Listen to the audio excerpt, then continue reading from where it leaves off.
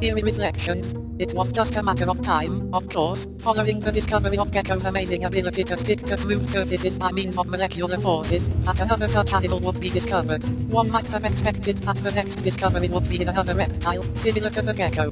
Imagine our surprise, then when we heard that the second example is nothing like the first. An article published last year in the Journal of Experimental Biology reveals that such a phenomenon has been discovered in a jumping spider departure arcuata, commonly found in Europe.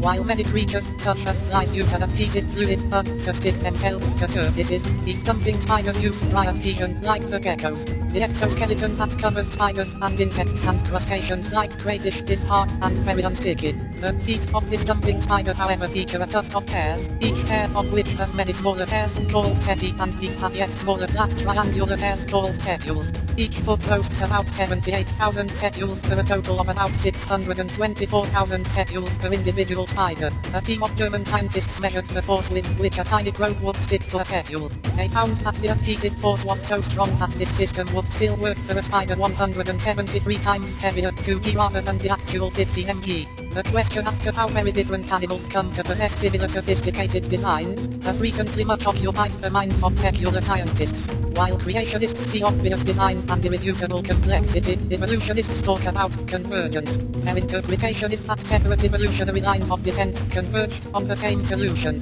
Why this should be so is a difficult problem for evolutionists. One who has given the issue considerable thought is English paleontologist Simon Conway Morris in his book Life's Solution. Unintentionally he illustrates why convergence is such a problem for evolution.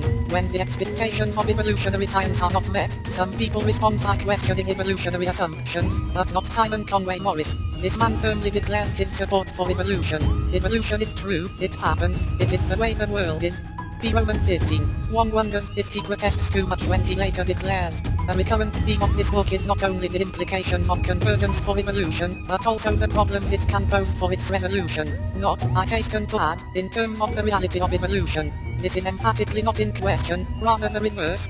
P. 144. The cause of Dr. Morris' embarrassment concerning the evolutionary position quickly becomes apparent. Firstly, in a section entitled Eerie Perfection, he considers the nature of DNA, the famous genetic code found in all living organisms. He cites a study, published in 1998, which examined the efficiency of millions of possible codes, and which came to the startling conclusion that the way in which DNA carries information is the best there is. Wernicke independently came to the same conclusion in his book In the Beginning Was Information, p. 94 in the 1997 English edition. While Wernicke sees the hand of the creator, Simon Conway Morris comes to the conclusion that such a result was natural but inevitable, p. 18. The reader might wonder how anyone can declare a surprising phenomenon to be inevitable. His solution is to appeal to undiscovered physical laws which, he supposes, allow only certain natural forms to develop.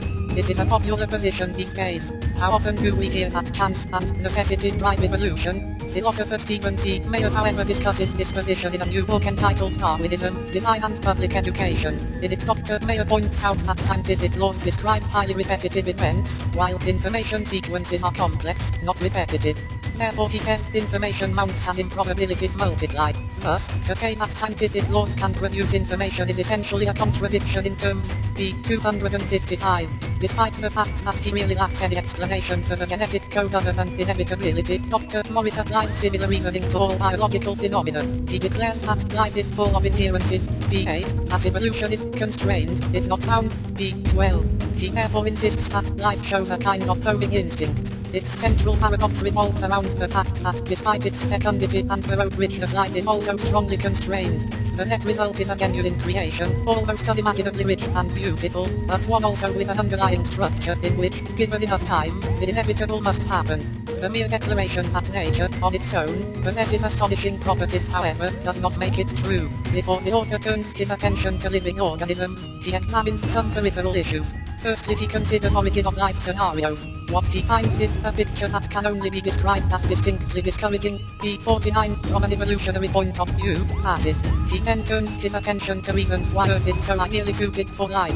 When Dr. Morris considers the importance of the moon and the planets for our comfort, he confides, The peculiarities of the moon help to epitomize the principal theme of this book, the odd fortuitousness of the world in which we find ourselves, where again and again matters seem to be remarkably well arranged. Page 69. This is certainly food for thought. All the above details form the prologue to the main argument of the book, the amazing way in which organisms of entirely different body plans, nevertheless often possess complex features which are very similar. For example, consider the case of the camera such as we possess. Everyone knows that this is a very complicated organ. Not only are animals with backbones and humans provided with such a fine-tuned light receptor, but also some invertebrates without a backbone such as the octopus, some marine annelids similar to earthworms, and two shore snails, for example the Winkle-Litorina, also a cubazone jellyfish and the ogre-faced spider Dinobis dinobis.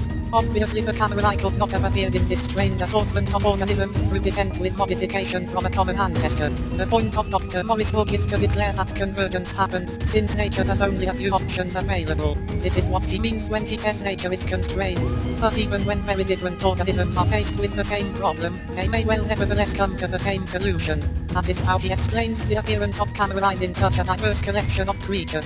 Even he, however, admits that the snails do not fit his explanation because their lifestyle is very different. There are many other instances too, of organisms with similar designs, which nevertheless lack any needs in common, for example the sperm whale and the desert plant Dodoma, which both possess a unique liquid wax. In the case of the gecko and the jumping spider, one wonders what common problems these two organisms share that other reptiles and spiders do not exhibit. Why, other than choice by the designer, would these creatures be so unique? It used to be that convergence was regarded as unusual, an exception to the typical evolutionary process. However we now know, says Dr. Morris, that nature is full of such strange situations. Page 109. Some people conclude that here we see abundant testimony to intelligent design for creation. Not Dr. Morris.